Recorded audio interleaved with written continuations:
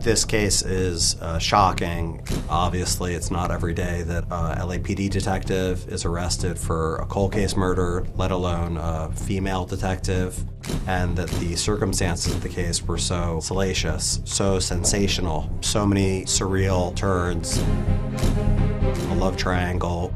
The case was on a knife's edge between being solved and never being solved for most of its history. I'm crazy.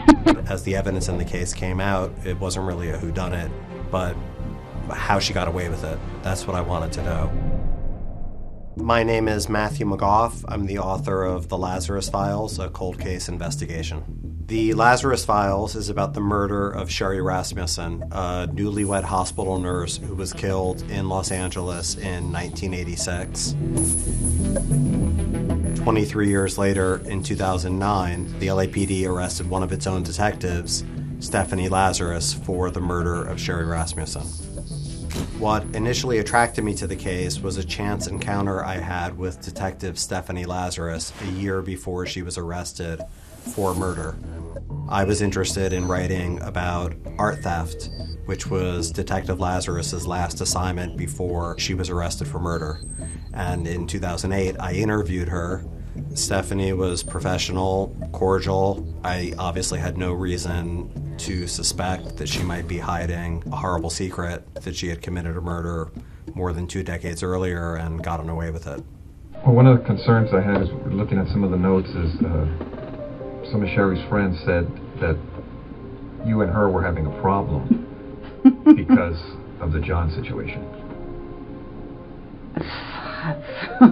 Stephanie was involved in a love triangle with Sherri's husband, John Rutan, who she had dated before John and Sherri met.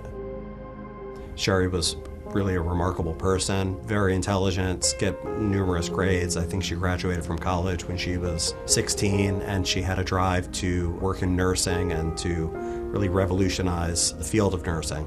So, very high achiever professionally, and, her life was cut off in its prime, again, just a few months after she had married.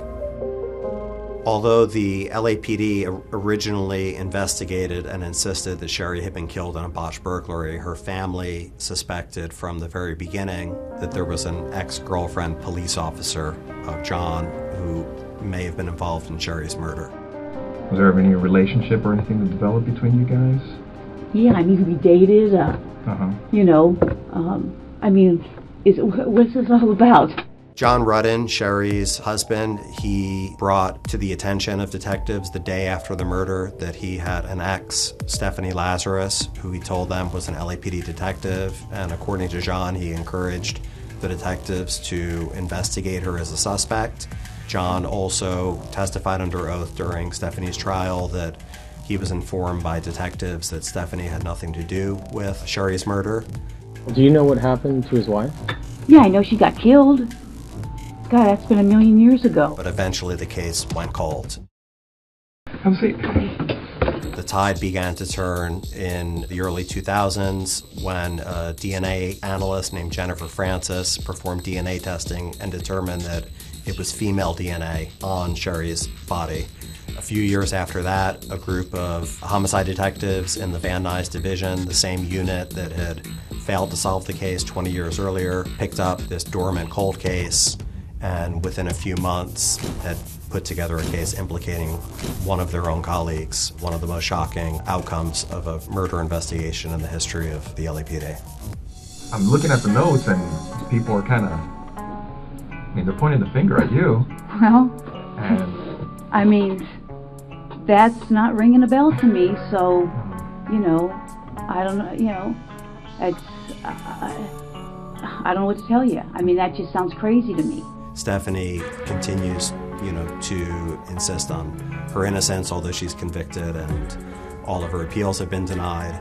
If you guys are claiming that I'm a suspect, then, I got a problem with that. Okay? I think time will tell what sort of impact the book has on the LAPD. Now it almost sounds like you're trying to pin something on me. I got that sense. Well, what it gets to on these cases, and you know it as well as I do, our job is to identify and eliminate suspects. I can't believe this. There's a lot of unanswered questions. We know who killed Sherri, but we don't know a lot about how Stephanie got away with it. And most importantly, no one has been held accountable for any of the mistakes that allowed a police detective to get away with a cold-blooded murder for more than 20 years. And there's a lot of evidence in the case that went missing over the years, including trace evidence collected from Sherri's body that was inexplicably checked out from the coroner's office by a LAPD detective in the early 90s and was never seen again. After Stephanie was arrested 23 years later, the Rasmussens publicly alleged a cover-up. He was always diverted. He was told repeatedly that he'd been watching too much TV. And requested the LAPD do an investigation of how one of their own detectives got away with murder for so long. The LAPD never did any investigation of what went wrong. This story is not finished.